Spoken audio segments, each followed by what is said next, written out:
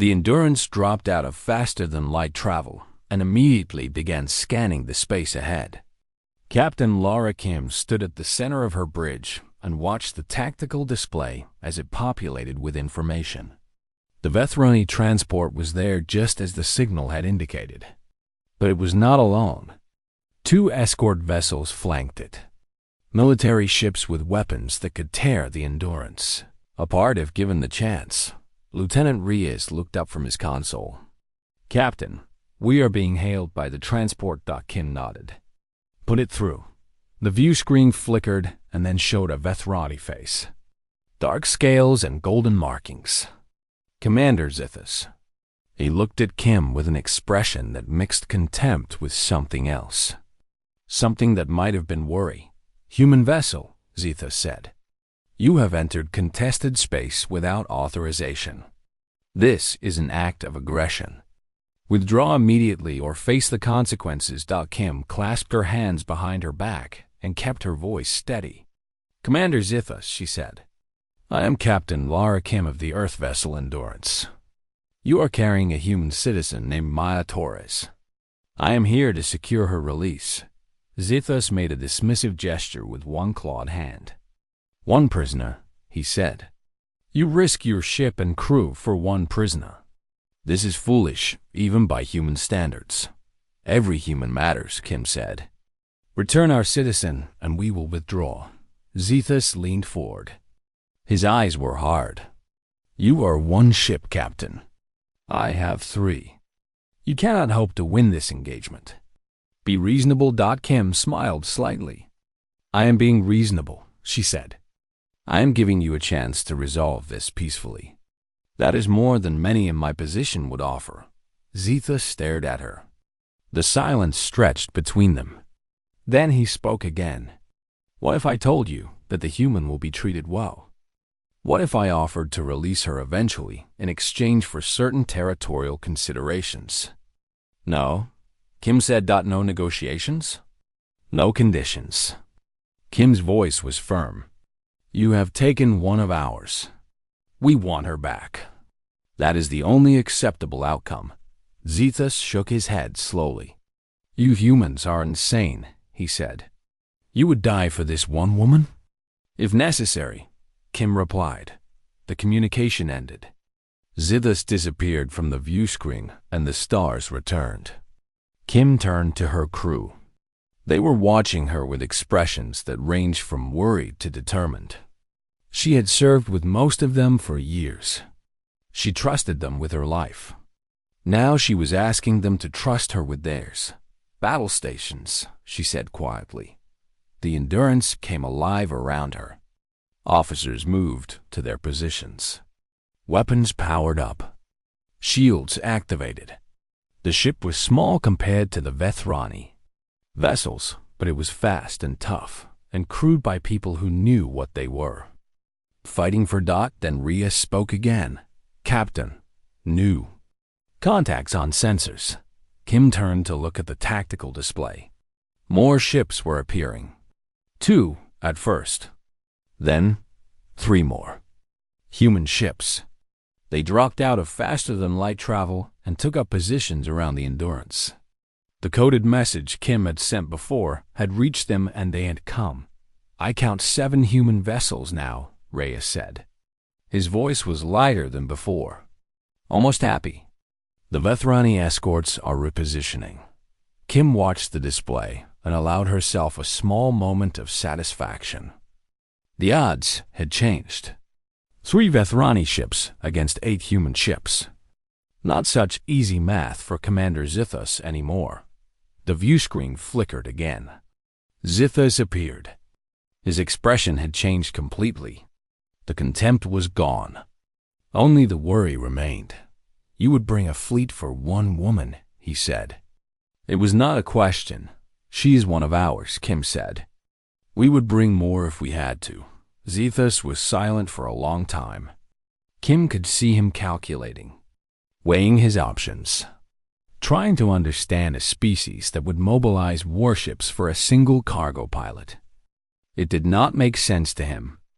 It did not fit into his view of how the galaxy worked. Finally, he spoke. The human will be released, he said.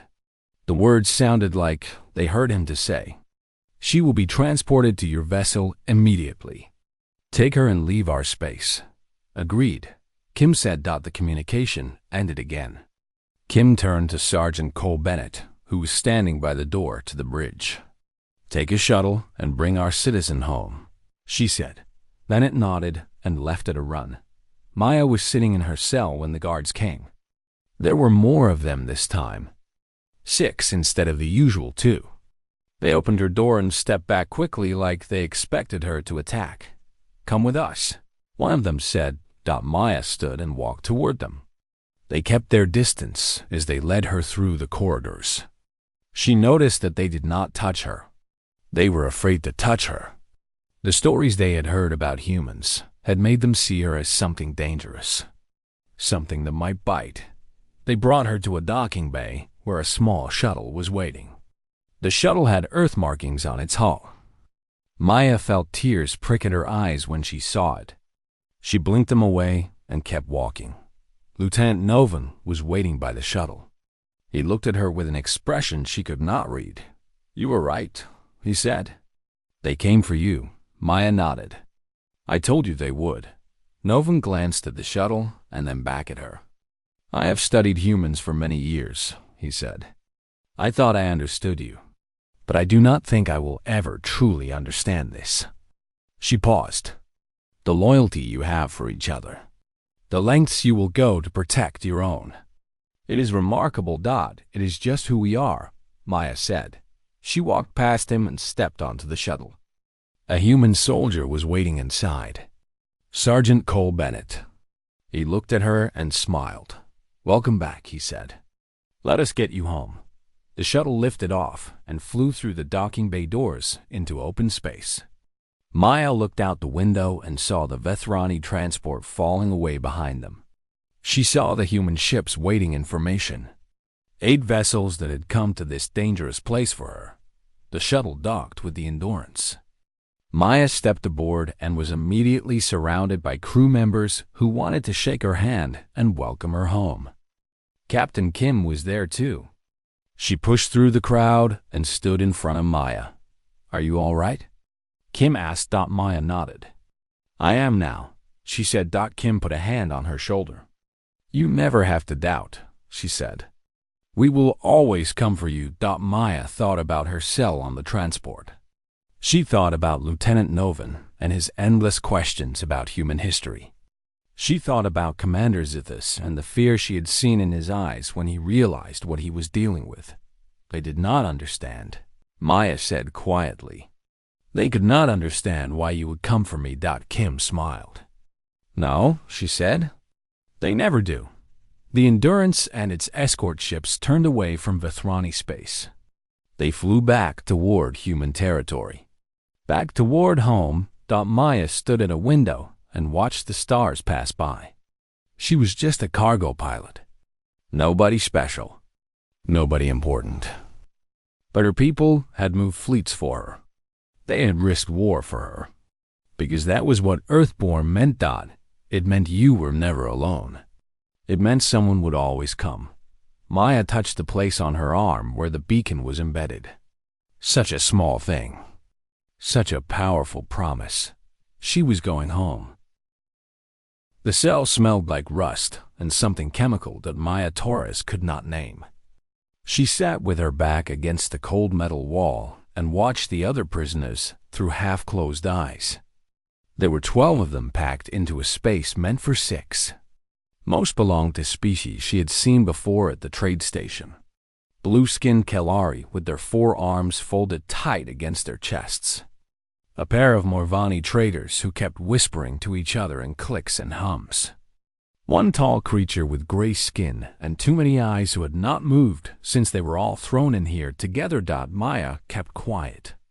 She had learned a long time ago that silence was a kind of armor. The Vethrani guards walked past their cell every few minutes, their scaled faces impossible to read.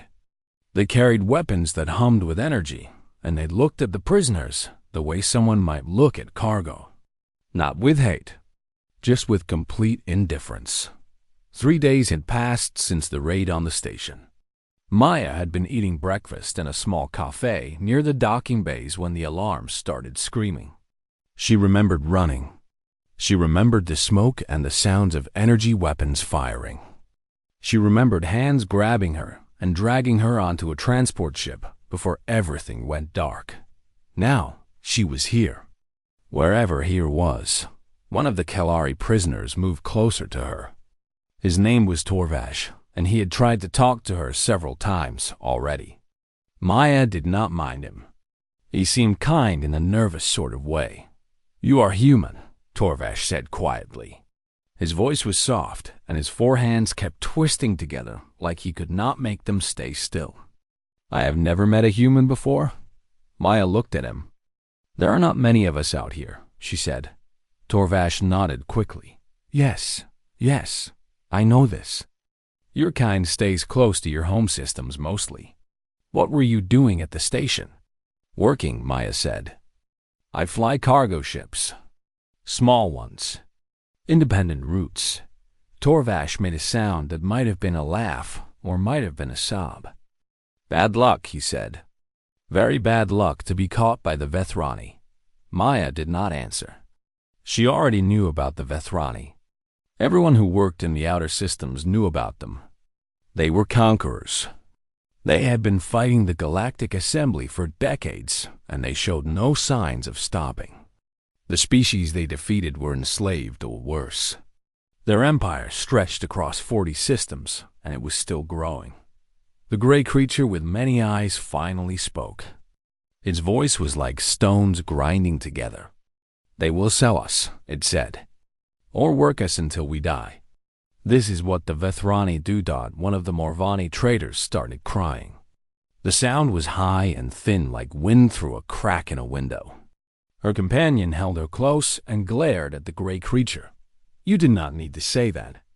The companion said, "The truth does not care if it is needed."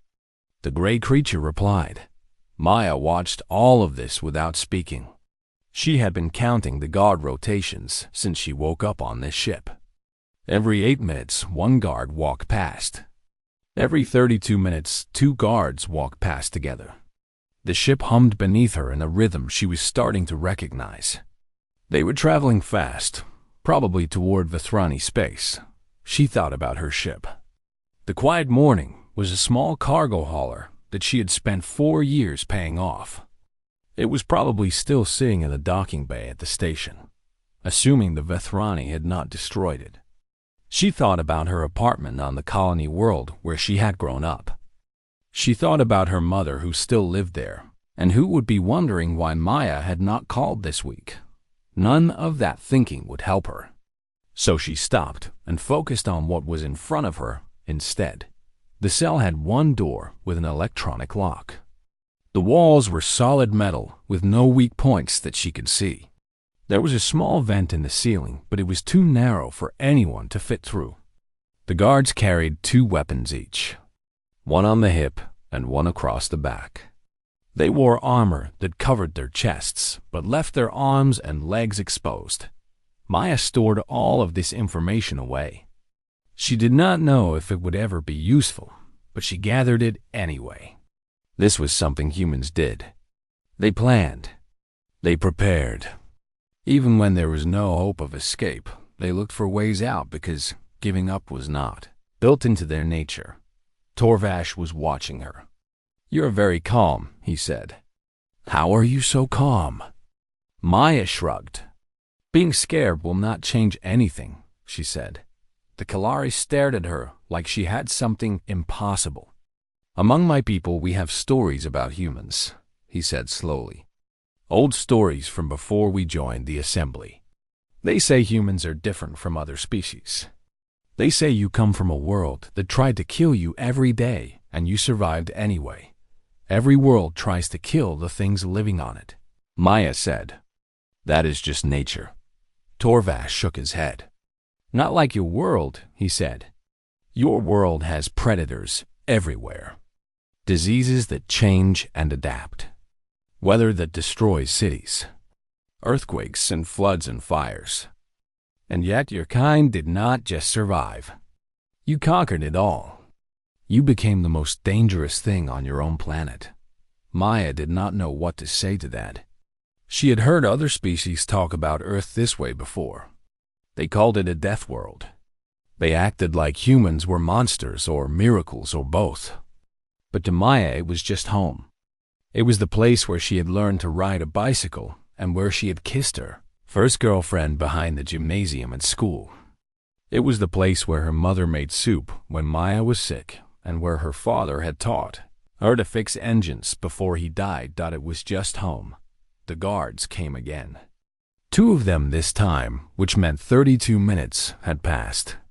They stopped at the cell, and one of them spoke in the harsh clicking language of the Vethrani. The other pressed something on the door, and it slid open. All of you, the first guard said in broken common tongue. Come now. Processing time. The prisoners stood slowly. The Morvani, who had been crying, was shaking so badly that her companion had to hold her up. The gray creature with many eyes moved like it had already accepted whatever was coming. Torres looked at Maya with fear in his eyes. Maya stood. She kept her face blank and her body relaxed. She did not look dangerous. She did not look special. She looked like exactly what the Vethrani thought she was. Just another piece of cargo. Just another victim. The guards led them down a long corridor. Maya counted her steps and memorized every turn. She noted the locations of doors and the placement of lights. She saw other cells with other prisoners inside. Dozens of them. Maybe hundreds. Up ahead, she could see a larger room with bright lights and machines she did not recognize. There was a line of prisoners waiting to enter. They went in one at a time, and Maya could not see what happened inside. Processing. Torres whispered beside her. They will scan us. Learn everything about us. Decide what we are worth. Maya nodded but said nothing. She took her place in line and waited. She was good at waiting. Humans had spent thousands of years learning to wait. They waited for prey to come close enough to hunt. They waited for seasons to change. They waited for wounds to heal and for enemies to make mistakes. Maya Torres waited now. And she watched. And she planned. Her turn would come soon. The human frigate Endurance had been patrolling the border regions for 3 weeks when the signal came through. It was faint at first. Just a whisper of data buried in the background noise of space. But Lieutenant Danny Reyes knew how to listen for whispers. He had been trained to find signals that did not want to be found, and this one was calling out. To him like a voice in the darkness. Captain, he said. His fingers moved quickly across his console as he worked to clean up the signal. We have something. Captain Laura Kim turned from the main view screen where she had been watching the stars drift past. She was a small woman with short gray hair and eyes that missed nothing. 20 years in the fleet had taught her to recognize when something important was happening. The tone in Reyes's voice told her this was one of those moments. What do you have? She asked. Distress beacon, Reyes said. Civilian frequency. He paused as more data scrolled across his screen. Human. Kim moved to stand beside him. The bridge of the Endurance was quiet around them. The other officers had stopped what they were doing to listen. A human distress signal in this region was rare. Humans mostly stayed away from the border areas because the Vethrani controlled the space on the other side. Can you get an identity? Kim asked. Reyes nodded. The signal includes a pilot registration code. He tapped his console and a name appeared on the screen. Maya Torres. Cargo pilot. Licensed out of Haven Colony in the Kepler system. Kim frowned. What is a cargo pilot doing this far out? Records show she was working independent routes, Reyes said. Last known location was Trade Station 14. He looked up at Kim with concern in his eyes. Captain, that station was raided by Vethrani forces 4 days ago. Kim felt something cold settle in her chest. The Vethrani did not take prisoners unless they wanted slaves or hostages. Either way, nothing good waited for the people they captured. She turned to face her crew. "Navigation," she said. "Plot a course to intercept that signal. Best possible speed." A young officer named Sam Chung looked up from the navigation console. "Captain, the signal is coming from deep in contested space. If the source is moving toward Vethrani territory, we might not be able to reach it before it crosses the border. Then we had better move fast," Kim said. "Do it." The Endurance changed course. The stars outside shifted as the ship turned toward a new heading. The engines hummed louder as they pushed the frigate to its maximum speed. Kim watched the view screen and calculated the odds in her head. One frigate against whatever forces had captured this pilot. It was not good math. But math did not matter. Protocol did not ask about odds. Protocol said that every human in distress received a response. No exceptions. Kim turned to her communications officer. "Send a coded message to any other human vessels in range," she said. "Tell them we have a civilian distress signal and we are moving to intercept. Request support if available. Yes." Captain Kim looked back at the view screen. The stars were just points of light against the black, but somewhere out there a woman named Maya Torres was waiting. She might be hurt or scared or worse, but she was still alive. The beacon would not transmit if she was dead. Hold on, Kim thought. "We are coming." Far away on the Vethrani prison transport, Maya lay on her bed and stared at the ceiling. She did not know that the Endurance had received her signal. She did not know that Captain Kim had changed course to find her. All she knew was that the beacon under her skin was working and that someone somewhere would be listening. She trusted that. She had been taught to trust it since she was a child. Humans took care of their own. It was the first lesson and the last lesson and the most important lesson of all. The ship shuddered slightly around her. Maya sat up and listened. The engines sounded different. Faster somehow. Like they were pushing harder than before. She heard footsteps in the corridor outside her cell. More than usual. Guards running. Something was happening. The door to her cell opened and Lieutenant Novan stepped inside. He looked different than he had during their last conversation. Nervous now. Maybe even afraid. "Your people are faster than we expected," he said. Maya felt her heart jump, but she kept her face calm. "What do you mean?" Novan walked closer to her. "A ship has been detected on an intercept course," he said. "Human design. Military. It is moving directly toward us." Maya stood up slowly. "How did they find me?" Novan's eyes narrowed. "You know how," he said. "You are carrying a beacon. We should have scanned you more carefully, but we did not think a simple cargo pilot would have military-grade equipment implanted under her skin." Maya shrugged. "All human pilots carry them when working in dangerous space," she said. "Standard precaution." Novan made a sound that might have been frustration or admiration. "Commander Zithus is not pleased," he said. "He is debating what to do with you." "He could let me go," Maya suggested. Novan laughed. A short, harsh sound. "You know he cannot do that. Letting a human prisoner go would make him look weak. But killing you might make things worse." He paused and looked at her with something like curiosity.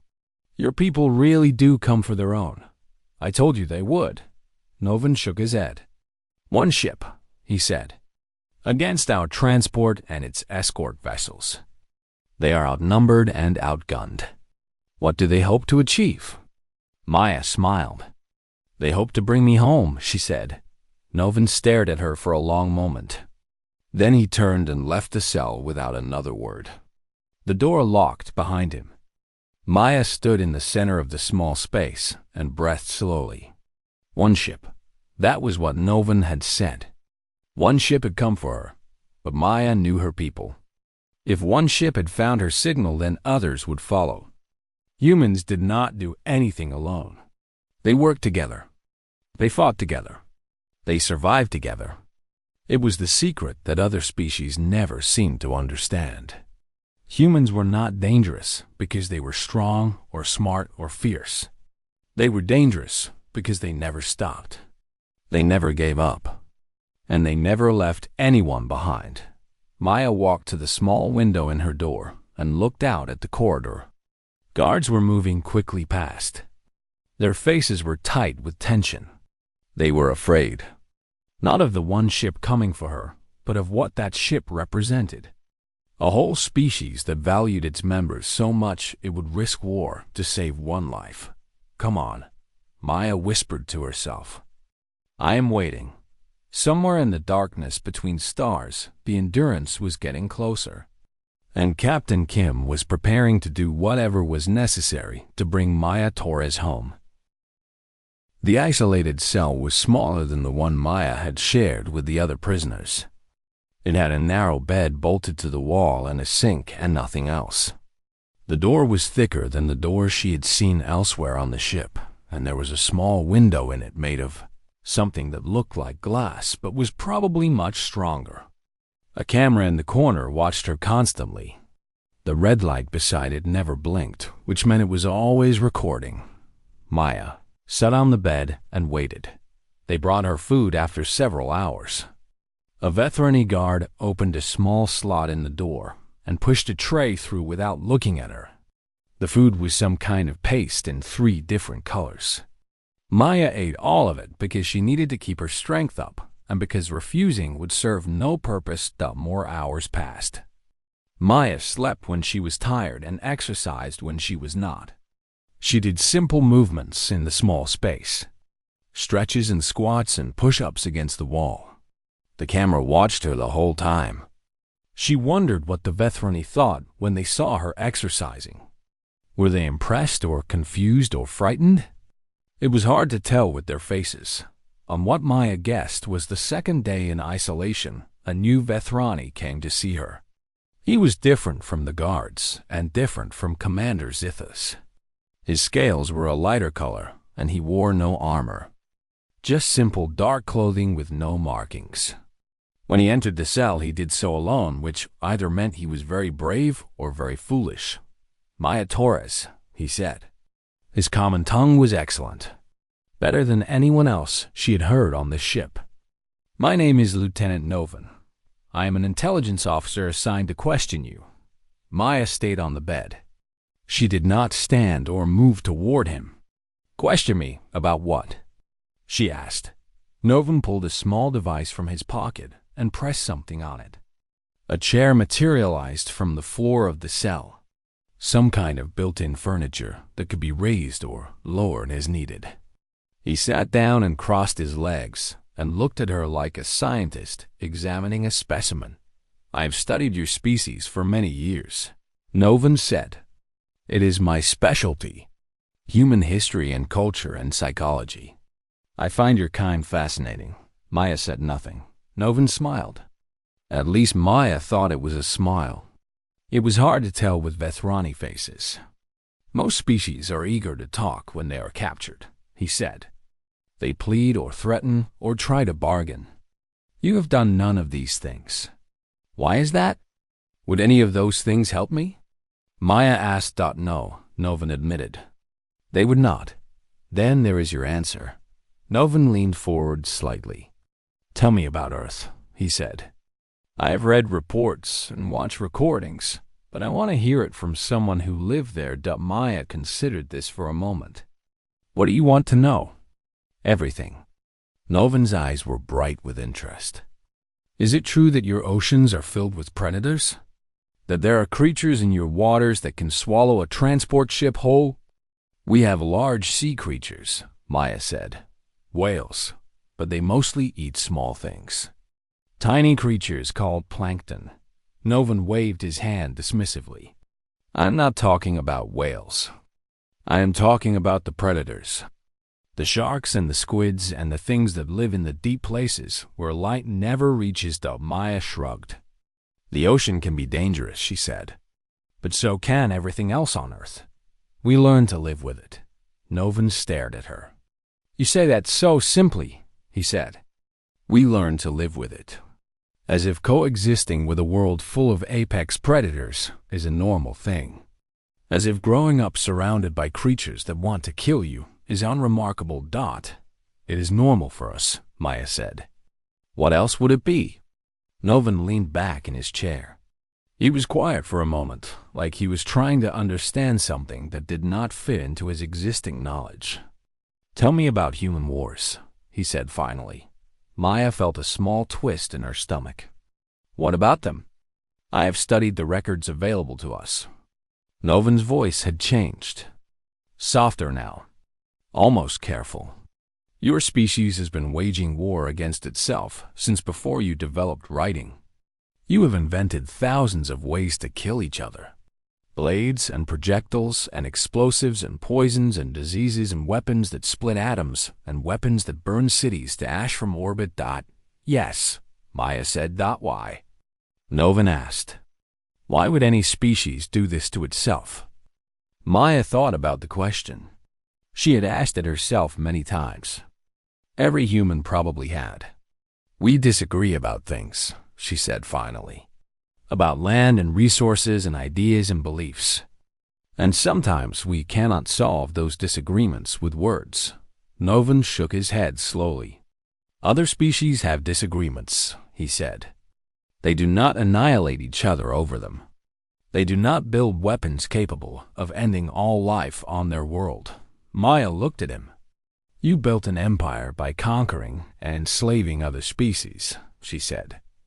How is that different? Novin opened his mouth and then closed it again. For a moment, he looked almost embarrassed. It is different, he said. We do what we do to survive and expand. You do what you do to each other. Your own kind. Your own blood. Maya stood up from the bed and walked to the small window in the door. She could see the corridor outside. Empty now. We are complicated, she said. We do terrible things and beautiful things. We create art and music and stories. We also create weapons and prisons and wars. Both parts are real. Novin was quiet for a long time. Then he asked, what will your people do when they learn you have been taken? Maya turned to look at him. They will come for me, she said. One human? Novin sounded skeptical. You are a cargo pilot. You are not important. No offense intended, but you are nobody. Maya smiled for the first time since being captured. It was a small smile, but it was real. That does not matter, she said. I am human. I am Earthborn. My people do not leave anyone behind. Your military will not risk a war for one prisoner. Novin said. You do not understand, Maya said. She walked closer to him. Not close enough to touch, but close enough to see the way his eyes widened slightly.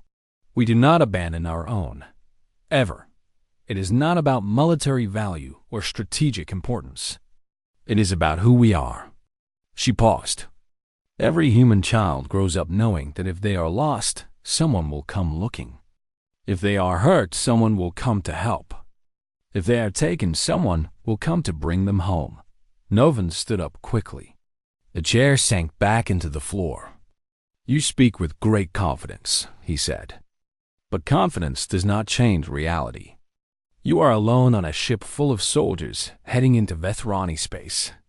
No one knows where you are. Maya said nothing. She did not tell him about the small device embedded under the skin of her left arm. The emergency beacon that all human pilots carried when working in dangerous regions. She did not tell him that it had been transmitting her location since the moment she was captured. She just smiled again and returned to her bed. Novin left quickly after that. Maya heard him speaking to someone in the corridor. His voice was low, but she caught a few words. Dangerous. Unpredictable. Mistake. That night, or what passed for night on a ship was no. Windows. Maya lay on her bed and looked at the ceiling. The camera watched her. The red light glowed steady in the darkness. Somewhere out there in the black space between stars, she knew her people were listening. They had received her signal by now. They were already moving. Maya closed her eyes and slept peacefully for the first time since being captured. Help was coming. The processing room was bright and cold. Maya stood in line and watched as prisoners were taken one by one to a large machine in the center of the room. The machine looked like an archway made of dark metal with lights running along its edges. Each prisoner stepped through, and a screen nearby displayed information that Maya could not read from where she stood. A young Vethrani officer operated the machine. She was smaller than the guards, and her scales had a greenish tint that the others did not have. Her movements were quick and precise as she typed on a console and read the results of each scan. Most prisoners took only a few seconds. They stepped through. The machine hummed. Information appeared on the screen. And then guards led them away to whatever fate waited for them. Torres was 3 prisoners, ahead of Maya. When his turn came, he walked through the archway with his forearms pressed tight against his body. The screen flashed with text, and the young officer barely looked at it before waving him away. Just another Kelari. Nothing special. Nothing worth noting. Maya watched him go. He looked back at her once with those large, worried eyes, and then he was gone through a door on the far side of the room. The line moved forward. 2 more prisoners went through. Then it was Maya's turn. She stepped toward the archway with the same calm expression she had worn since waking up on the ship. Her heart was beating faster than normal, but she did not let it show on her face. The young officer glanced at her, without interest, and gestured for her to step. Through. Maya walked through the archway. The machine hummed. But the hum was different this time. Longer. Deeper. The lights along the edges of the archway flickered, from blue to yellow to red and back again. Maya kept walking until she was on the other side, and then she stopped and waited. The young officer was staring at her console. Her hands had stopped moving over the controls. For a long moment, she did not move at all. Then she turned to look at Maya with an expression that might have been confusion or might have been fear. "Stay there," the officer said. "Do not move." Maya stayed. She did not move. The officer turned back to her console and pressed something. She spoke quickly in the Vethrani language, her voice higher than it had been before. Within seconds, more guards entered the room. They formed a half circle around Maya with their weapons raised, not pointing at her directly but close enough. Then another Vethrani entered. This one was larger than the others, with darker scales and golden markings on his armor that probably meant rank. He walked past the guards without looking at them and stopped in front of the console. The young officer stepped aside quickly to let him see. The larger Vethrani read the screen. He read it again. Then he turned to look at Maya with eyes that had changed from bored to sharp in an instant. "This is the one," he said. His common tongue was better than the guards. Almost perfect. "You are certain of this reading?" The young officer nodded quickly. "Yes, Commander Zethos. The scanner does not make errors. Species identification is confirmed." Commander Zethos walked closer to Maya. He moved around her in a slow circle like he was examining a strange animal at a market. Maya stood still and let him look. There was nothing she could do to stop him anyway. "You do not look dangerous," Zethos said. He stopped in front of her again. "You are small, soft, no claws or natural armor, no venom. Nothing in your biology that should make you a threat." Maya said nothing. Zethos leaned closer. "But the scanner tells me something different," he continued. "It tells me you are from Earth, a death world in a small system on the far side of the galaxy. It tells me your species classification is maximum threat." He paused. "It tells me your name is Maya Torres and that you are Earthborn." The word hung in the air. Earthborn. Maya had heard other species use that word before. They said it the way humans might say monster or demon, like it was a warning and a curse at the same time. "I am just a cargo pilot," Maya said quietly. "I transport goods between stations. That is all." Zethos made a sound that might have been a laugh. "That is all," he repeated. He turned to face the young officer. "Keela, tell me what you know about humans," the officer called. Keela swallowed hard before speaking. "They evolved on a Class 12 death world," she said. Her voice was unsteady. "Extreme temperature variations, high gravity, dangerous predators on every continent, toxic plant life, viral and bacterial diseases that mutate rapidly, natural disasters including earthquakes and volcanic eruptions and massive storms." "Continue," Ziva said. Keela glanced at Maya before continuing. "They are persistence predators," she said. "Their ancestors hunted by chasing prey until the prey died from exhaustion. They can travel long distances without stopping. They heal from injuries that would kill most species. They form pack bonds with other creatures, including dangerous predators. They have been known to survive dismemberment and organ failure and continued fighting after receiving fatal wounds." Zethos nodded slowly. "And their history," he said. "What do we know of their history?" Keela's hands were shaking now.